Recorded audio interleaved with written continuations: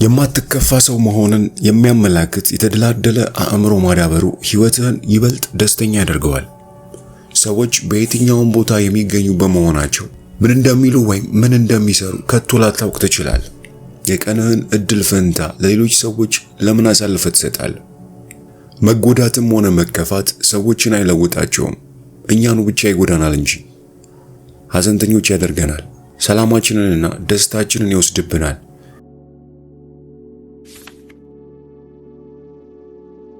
ከዛሬው መጽሐፍ ከመከፋት ወጥመድ ውስጥ ላለመግባት በአእምሯችን እንዴት እንዘጋጅ የሚለውን በስፋት ለማየት እንሞክራለን። እስከ መጨረሻው አብረን እንቆይ።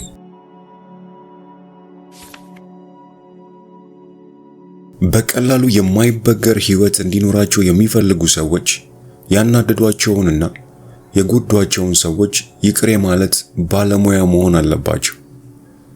አንድ ሰው ስሜቴን ሲጎዳው ወይም የማይመች ጠባይ ሲያሳየኝ በፍጥነት አልከፋም ማለቴ በጎ ሆኖ አግኝቼዋለሁ። ጎጂው ሰው አጠገቤ ካለ እነዚህን ቃሎች በልቤ ማለት አለብኝ። ነገር ግን የተፈጸመብኝ ነገር እየቆየ ትውስታው እኔን ለማሳደድ ሲመለስ ድምፄን ከፍ አድርጌ እደግመዋለሁ፣ አልከፋም። ባለቤቴ ዴቭ ምንጊዜም ቢሆን በቀላሉ የሚከፋ ሰው አይደለም። ሊጎዱት በሚችሉ ሰዎች አካባቢ ሲሆን ወይም ሊከፋ በሚችልበት ሁኔታ ሲገኝ እነዚህን አሉታዊ ሰዎች ስሜቴን እንዲቆጣጠሩ አልፈቅድም። ችግሮች አሏቸው፣ ሆኖም ችግሮቻቸውን ወደ እኔ ማስተላለፍ የለባቸውም ይላል።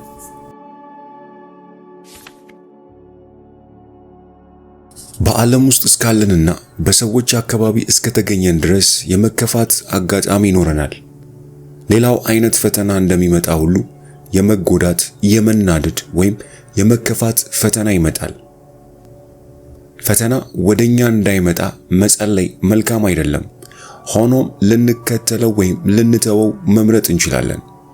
በመከፋትም ረገድ እንደዚህ ሆኖ እንደ እውነቱ ከሆነ መከፋት በራሱ ገዳይ ወይም የመጨረሻ አይደለም። ነገር ግን እሱን ይዘን ብናላምጠው በልባችንም ውስጥ ብንመገበው ለመከፋት ተጋልጠናል ማለት ነው።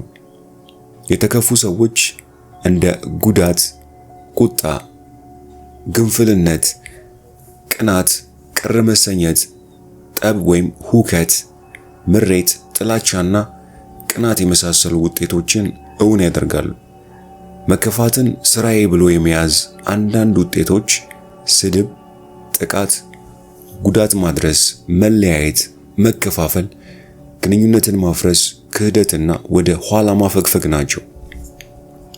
ማስተዋል እንደምንችለው እንድንከፋ በርን መክፈት ማለት በእጅጉ ብርቱ ጉዳይ ነው። አጥፊ የሆነ ውጤትም አለው። ዋልጌ መሆን፣ ግንፍልነት፣ ቂም መያዝ በዛሬው ዘመን በየትኛውም ቦታ ሞልቷል።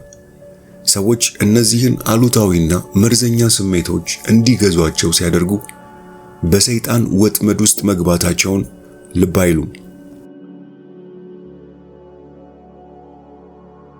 በተከፋን ጊዜ ያስከፉንን ይቅር ማለት አስቸጋሪ ሆኖ ያገኘንበት አንዱ ምክንያት ይቅር ማለት አስቸጋሪ ነው በማለት ለራሳችን ስፍር ቁጥር ለሌለው ጊዜ በመንገራችን ሊሆን ይችላል። ያስከፋን ሰው ባደረሰብን ጉዳት ከልክ በላይ እንቆዝማለን። በራሳችን ላይ የቱን ያህል ጉዳት እንደደረሰብን ለራሳችን ደግመን ደጋግመን እንነግራለን። መከፋት አንተኑ ይለውጣል እንጂ ሰውየውን እንደማይለውጠው ልብ በል። መከፋት አንተን ቂመኛ፣ ገለልተኛና ብዙ ጊዜም ተበቃይ ያደርጋል። መከፋት ሐሳብህን በሕይወትህ መልካም ፍሬ በማያፈራ ነገር ላይ እንዲያተኩር ያደርጋል። በቀላሉ አልከፋም ወይም በነፃና ወዲያውኑ ይቅር እላለሁ በሚሉ ሐሳቦች አእምሮአችንን ብናድስ ይቅር ባይ ሆነን እንገኛለን። ከዚህ ቀደም አጋጥሞን ከምናውቀው በላይም ከመከፋት ሁኔታ ተላቀን ራሳችንን እናገኘዋለን። ይህ እውነት የሆነበት ምክንያትም ሐሳብ በሄደበት ሰውየው ተከትሎ ስለሚጓዝ ነው። የጎዱኑን ሰዎች ይቅር ማለቱ መስራት ከምንችለው ብርቱ መንፈሳዊ ስራዎች ውስጥ አንዱ መሆኑን አምናለሁ። የጎዱንን ወይም ያስከፉንን ሰዎች ይቅር በምንልበት ጊዜ ውስጥ እጅግ መልካም የሆነውን ጎናቸውን ማመኑ ለምናደርገው ይቅርታ በጣም ይረዳናል። ሰዎች እንደመሆናችን ሌሎችን የመጠራጠር ሁኔታ እናሳያለን። ከጥርጣሬያችንም የተነሳ ብዙ ጊዜ እንጎዳለን። ሰዎች ሆን ብለው ጎድተውኛል ብለህ ልታስብ ትችላለህ። እውነቱ ግን ሰዎች አንተን የጎዱ መሆናቸውን እንዳላወቁና የጎዱ መሆናቸውን ካወቁ የሚያዝኑ መሆናቸው ነው። ፈጣሪ ሌሎችን እንድንወድ ይጠራናል። ፍቅር ደግሞ ምንጊዜ መልካም የሆነውን ያምናል። በብዙ መንገድ እኔና ባለቤቴ ዴቭ ልዩነት አለን። ይሁን እንጂ የምንከራከረው ወይም አንዳችን በሌላችን ላይ የምንቆጣው ከስንት አንድ ጊዜ ነው። ይህ ግን ለብዙ ዓመታት እውን ሆኖ የዘለቀ አልነበረም። ሆኖም በስምምነት አለመግባባትን ተምረናል። የየግላችንን ሐሳብ የተለያየ ቢሆን እንኳን አንዱ የሌላውን ሐሳብ ያከብራል።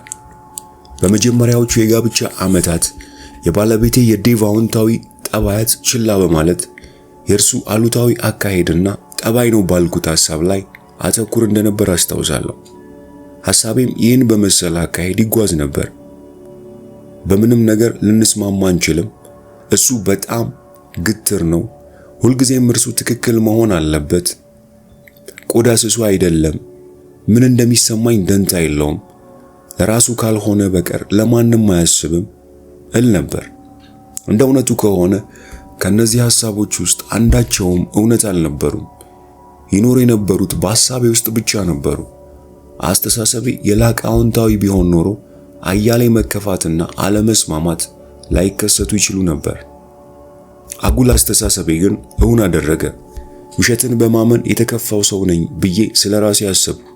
ይህም ጠላት እንዳደርገው ወይም እንድፈጽመው የፈለገው ነገር ነበር። ሰዎች ስሜቴን የሚጎዱበት ጊዜ አሁንም አለ። ከዚያም በተፈጠረው ስሜት ላይ ስለ መጎዳት ወይም ስላለ መጎዳት መምረጥ እንደምችል ልብ እላለሁ። መልካም የሆነውን ማመን እችላለሁ፣ ወይም በጣም መጥፎ የሆነውን ማመን እችላለሁ። ታዲያ መልካም የሆነውን አምኜ በዕለቱ ለምን ደስ አልሰኝም? ምስቅልቅልና ቁጣ ሞልቶበት በነበረበት ቤት ውስጥ አድጌያለሁ። አሁን ግን በዚያ መንገድ አልኖርም ብያለሁ።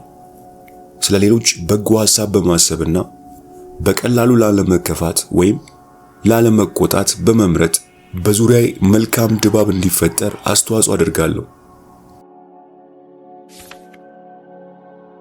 ስለ ሌሎች ሰዎች በጎ የሆነውን እንድታስብ አበረታታለሁ።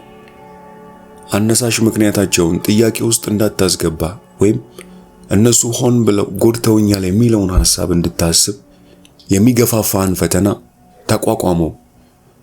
ስለ ሌሎች ሰዎች መልካም የሆነውን ማመኑ ከህይወት መከፋትንና መራርነትን ያስወግዳል። የሰላም ሰውና ደስተኛ ለመሆን ይረዳሃል። ስለዚህ መልካም የሆነውን ለማመን ምንጊዜም የተቻለህን አድርግ። እስቲ አስበው፣ መልካሙን ነገር ማመን ያለብህ ስለማን ነው?